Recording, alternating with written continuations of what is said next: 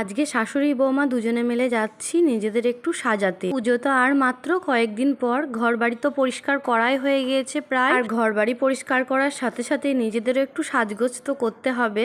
তাই ভাবলাম আজকে মা আর আমি দুজনে মিলে একসাথে চলে যাই পার্লারে। সেই মতো আজকে অনেকটাই সকাল সকাল মা রান্না বান্না করে নিয়েছে, আর ছেলেদের খাইয়ে আমরাও খাওয়া দাওয়া কমপ্লিট করে নিয়েছি। এখন ওই 12:30 মতো বাজে আমরা বাড়ির থেকে বেরিয়েছি।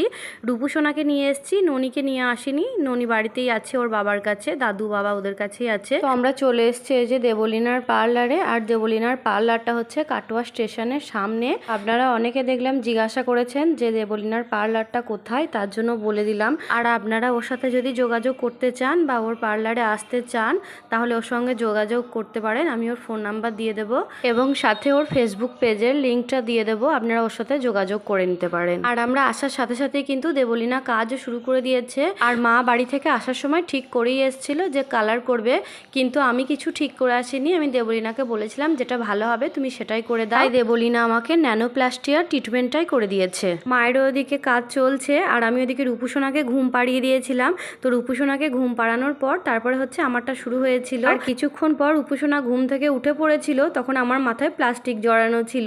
আর সেই সময় রূপুসোনা আমাকে একদমই চিনতে পারছিল না, আমার কোলেও আসছিল না, তাই ওর ঠাম্মির কোলেই আবার ঘুমিয়ে গিয়েছিল। আর ওদিকে মায়ের কালার করা হয়ে গিয়েছে, বেশি সময় লাগেনি। মায়েরটা ওই 2-3 ঘন্টা মতো সময় লেগেছিল, কিন্তু আমারটা অনেকটাই সময় লেগেছিল, প্রায় 5 ঘন্টা মতো 6 ঘন্টা মতো সময় লেগেছিল। মাঝখানে আমরা শাশুড়ি বৌমা দুজনে মিলে 2-3 বার চাও খেয়ে নিয়েছি। আর এখানে দেবলীনার হাতের কাজ তো সত্যিই খুব সুন্দর, সেটা তো আপনারা দেখতেই পাচ্ছেন। সাথে আরও যারা ছিল তারাও খুব ভালো এবং তাদেরও খুব ভালো ব্যবহার। আমার তো খুব ভালো লেগেছে, সবাই সত্যিই খুব ভালো। আর দেবলীনার কথা তো আর আলাদা করে কিছু বলারই নেই। আর আপনারা অনেকে জিজ্ঞাসা করেছেন যে এটা করতে কত খরচা পড়লো। এখন যেহেতু পুজো উপলক্ষে অফার চলছে তাই আমার খরচা পড়েছে 3,799 টাকা। যাই হোক, আমাদের কাজ এতক্ষণে কমপ্লিট হলো আর এখন বাজে রাত 8:30। এখন আমরা বাড়ি ফিরছি। আর মাকে আর আমাকে কেমন লাগছে সেটাও কিন্তু অবশ্যই জানাবেন। টাটা।